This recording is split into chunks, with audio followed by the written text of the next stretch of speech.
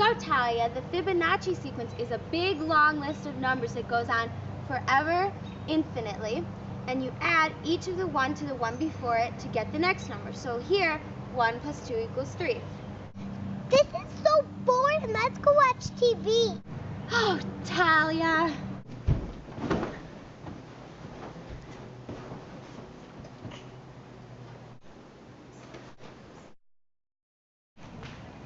Hey kids, welcome to Wild Geometry. Nigel Snapper here, and today we're going to learn about the Fibonacci sequence. Let's go!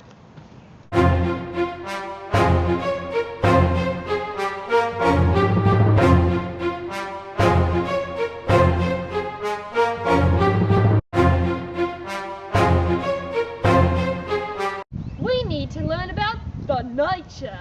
Let's head straight to the Geomobile.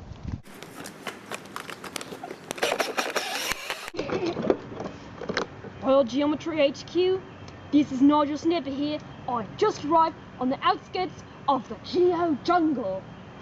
Well kids, now that we're here, let's go look for some specimens. Oh, look right here.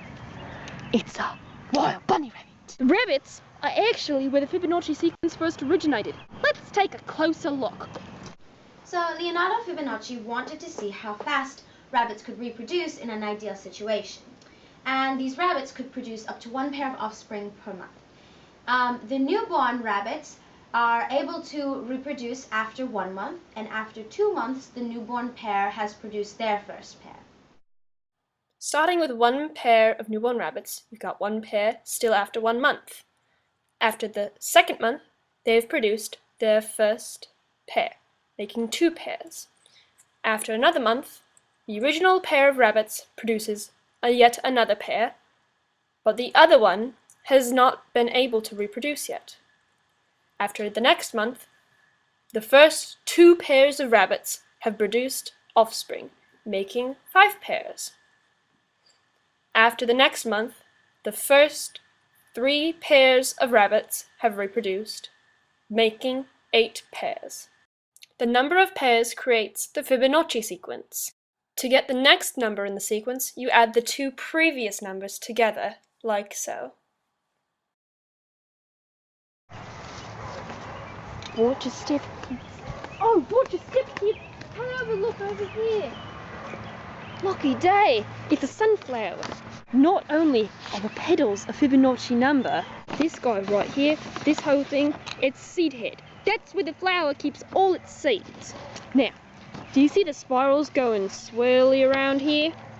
There's 2 sets of spirals. So if I counted 1, 2, 3, 4, 5, I would get Fibonacci numbers for the numbers of sets of spiral. The numbers will always be right next to each other in the Fibonacci sequence.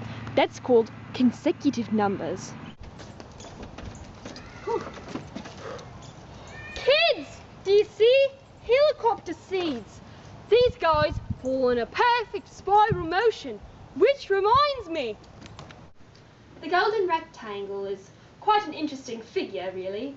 It's got many special characteristics, and it's constructed using ratios found in the Fibonacci sequence. Starting with the square, we're going to make a midpoint, so find that on the square. And draw a segment from the midpoint to the vertice. Now that's going to make a radius, which you will draw an arc for. Fill in the rectangle created by that arc. Now, since it's a square, you could say that side is 2 and this side is 2. And because that's a midpoint, you have 1 and 1 for the split side. Now that's a right angle because it's for the square. We're making a right triangle. So Pythagorean theorem, 1 squared plus 2 squared equals c squared, and we'll call that c. So simplifying, 1 squared is 1, 2 squared is 4, which equals c squared, or 5 equals c squared. So c equals the root of 5. Now, because all radii are congruent, those 2 are radii right there, that right there equals the root of 5. So the ratio of the 2 sides of the rectangle is root 5 plus 1 over 2. Now, this ratio equals phi.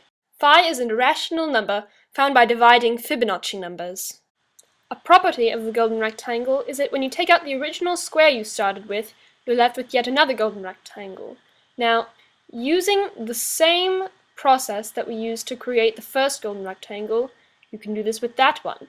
You can keep going on into infinity, and you can keep removing squares to create smaller golden rectangles. Erasing those straight lines I drew, if you only have the arcs, it forms a perfect spiral. This is known as the golden spiral. Well, now that you know all about the Fibonacci sequence, that's all the time we have left.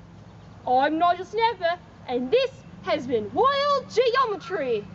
G'day, mates! Talia, can you drive the Jeep over here?